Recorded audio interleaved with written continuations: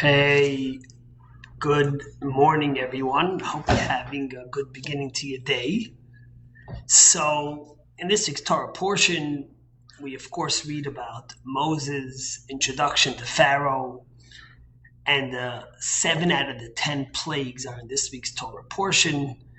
We also read about the remarkable doubt that Moses has in being able to come to Pharaoh and how God encourages him and how eventually Moses confronts Pharaoh and the demons he has towards him. Now it's interesting because the Torah portion, when it speaks about Moses and Aaron, it gives us a little bit about a lineage of them in this week's Torah portion, and then it tells us that they came to meet Pharaoh. And Aaron, who was older than Moses, was happy when Moses comes to tell him about their mission. He wasn't envious. He was happy to play the supporting role to his brother. But then the Torah portion tells us that Moses and Aaron was 83 years old, and Moses was 80 years old when they stood in front of Pharaoh for the first time. And all the commentaries ask, what is the significance and what is the meaning to this detail that the Torah tells us about their age when they came to meet Pharaoh? And I remember, one of the talks that the Rebbe gave about this, and the idea that, the Torah tells us their age because the Torah wants to tell us sometimes, especially in America, you think you get past 50, past 60, you start looking towards retirement, where you're going to retire and where you're going to buy a home that's going to be your retirement place, and how are you going to relax and what are you going to do as a hobby while you relax in your retirement. And the Rebbe says that what the Torah portion is really telling us is that look at Moses and Aaron. Moses was 80 years old when he got his primary goal and role in life, which was to free the Jewish people from Egypt. And what the Rebbe says, the Torah is insinuating to us, is that the reason and the role a person comes to this world is to accomplish. And as long as you're living and you're able to, you need to make an impact in this world. And it's interesting because when the Rebbe celebrated his 70th birthday, and this goes back many, many years ago, this goes back 50 years ago, almost, and there was a great gathering, a Chabad that came from all over the world. And the Rebbe said that, in America, when you're 70, you're either retired or you're talking about retirement. But the Rebbe said that he was going to take a page out of Moses' book and he was going to continue and even greater. And the Rebbe asked that instead of getting a birthday gift for his 70th birthday, the Rebbe asked that he wanted 70 new Chabad institutions to be built all over the world, celebrating his 70th birthday, because the Rebbe let everyone know that he wasn't going into retirement. He was only going to continue with greater force and greater zest to make this world a better place. And if you look at the reality over the next, from the Rebbe's 70th birthday till his passing at 92 years old, the Rebbe literally not only did more, but revolutionized all his work and took it to levels it had never been able to before. And this brings me to something else. Today, the Jewish world got the news of the passing of Sheldon Adelson, who was a remarkable Jew, a proud patriot, and a tremendous lover of the Holy Land of Israel. And I know that many people might have not agreed with him politically or not, but no one can deny his tremendous love for Israel and his constant work towards making Israel a safer place, if you agreed or not with who he was. And he was a local Bostonian. He came from Boston, went to BU. There's this literal story of rags to riches of where he came from and where he went to. And I think about Sheldon Adelson because when he discovered his love and his affinity for Israel, he was already in his 50s.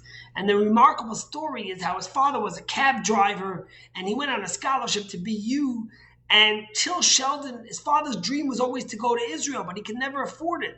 Until Sheldon made enough money and earned enough money to send his father to Israel, his father wasn't here anymore and his father had passed. And Sheldon made a commitment. He took his father's shoes. And when he went to Israel for the first time, he said, I'm going to walk in the soil, in the dirt of the land of Israel, with my father's shoes, and thereby bringing my father to the holy land of Israel that he loved so much.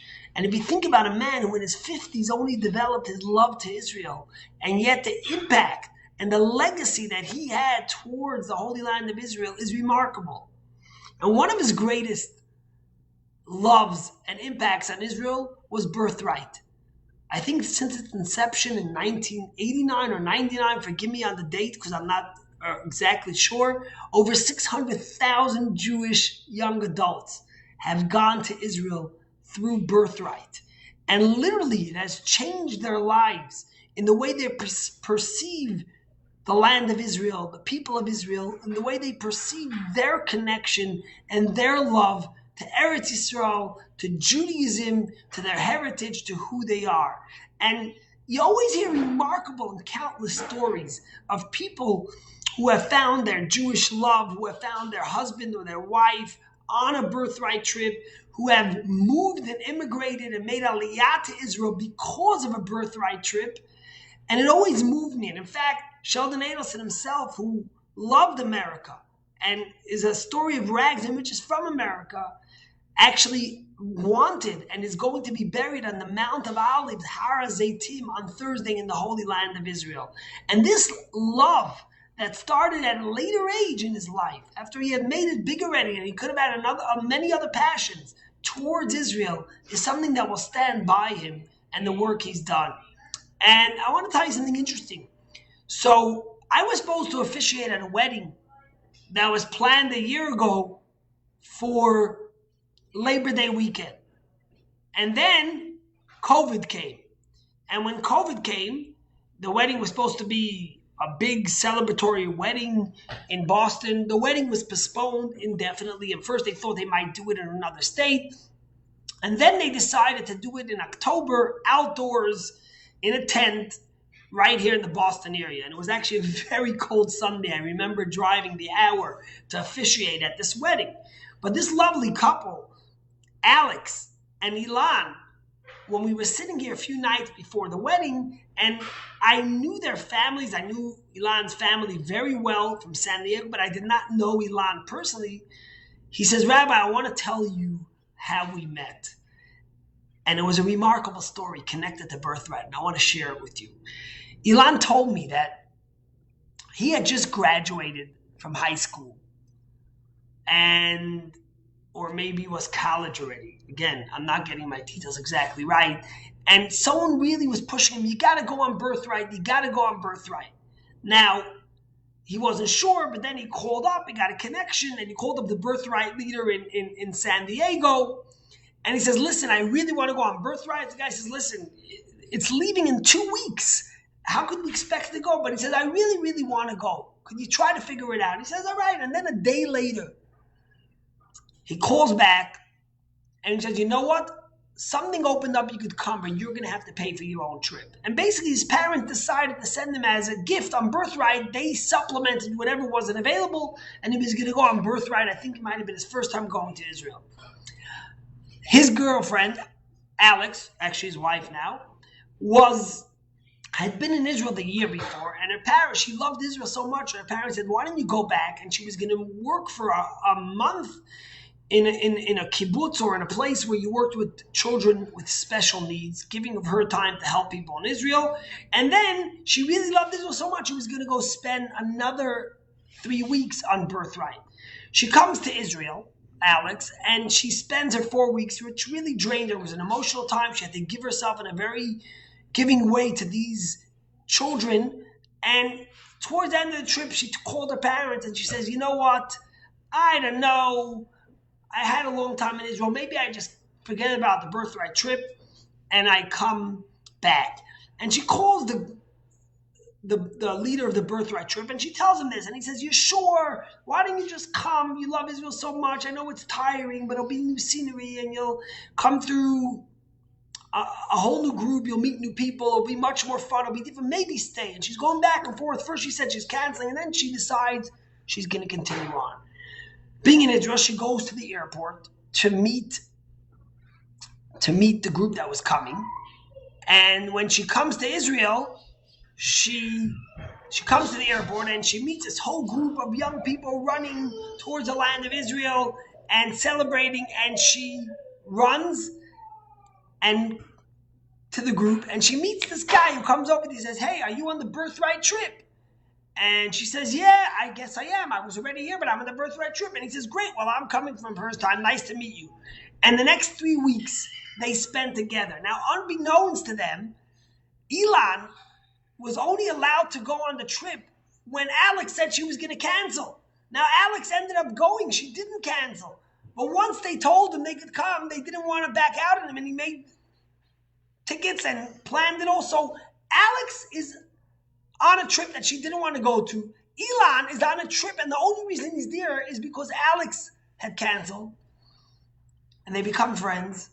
And here I was, 5 years later, he finished medical school. She finished speech therapy, marrying this couple who met on Birthright. And talk about divine providence. The way the day she called to say she doesn't want to go on the Birthright trip, he called looking to go.